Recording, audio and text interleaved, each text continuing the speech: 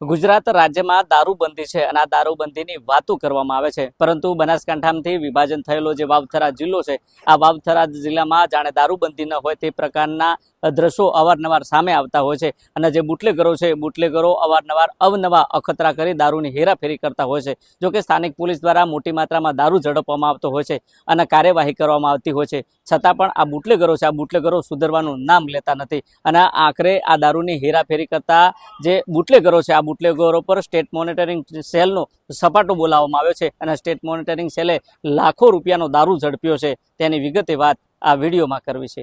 વૈષ્ણવજન તો તેને કહીએ જે પીડ પરાઈ જાનાને રે.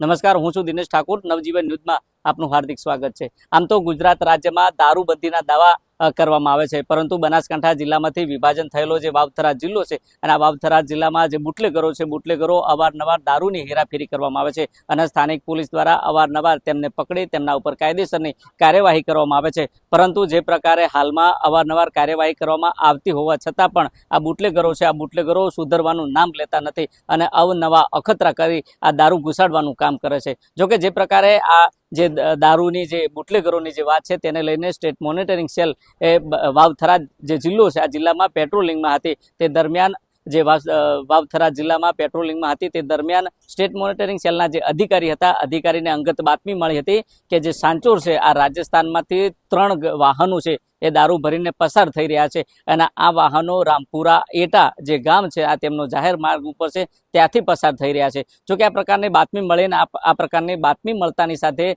જે સ્ટેટ મોનિટરિંગ સેલના જે અધિકારીઓ હતા તેમના દ્વારા અલગ અલગ ટીમો બનાવી વોચ ગોઠવવામાં આવી અને તે દરમિયાન ત્યાંથી ગાડી પસાર થાય તે પહેલાં તેને રોકાવવામાં આવે છે, તેની તપાસ કરવામાં આવે છે અને આ ગાડીમાંથી લાખોની માત્રામાં દારૂ ઝડપવામાં આવે છે. જોકે મળતી માહિતી મુજબ જે ભારતમાલા જે રોડ છે અને આ રોડ ઉપર જે રામપુરા જે એટા ગામ છે ને, આ એટા ગામનો જે જાહેર માર્ગ છે, આ જાહેર માર્ગ ઉપરથી ફોર્ચ્યુનર, ક્રેટા અને સ્કોર્પિયો ગાડીમાં દારૂ પસાર થવાનો છે તેવી અંગત બાતમી જે સ્ટેટ મોનિટરિંગ સેલના જે પોલીસ કર્મચારી હતા તેમને મળી હતી. અને આ માહિતી મળતાની સાથે સ્ટેટ મોનિટરિંગ સેલના પોલીસ કર્મચારી દ્વારા અલગ અલગ ટીમો બનાવી વોચ ગોઠવવામાં આવી હતી અને આ દરમિયાન જે સ્કોર્પિયો ગાડી, જે ક્રેટા ગાડી અને જે એક અન્ય વાહન હતું ત્યાંથી પસાર થાય છે અને પસાર થાય તે પહેલાં તેને રોકવામાં આવે છે, તેની તપાસ કરવામાં આવે છે. જોકે તપાસ દરમિયાન 64 લાખનો મુદ્દામાલ સ્ટેટ મોનિટરિંગ સેલ દ્વારા ઝડપવામાં આવે છે અને આખરે 8 જેટલા જે બુટલેગરો હતા તેમની સામે ફરિયાદ કરવામાં આવે છે. જોકે ઇનોવા ગાડીનો ડ્રાઈવર છે, સ્કોર્પિયો ગાડીનો ડ્રાઈવર છે, અન્ય ગાડીનો એક ડ્રાઈવર છે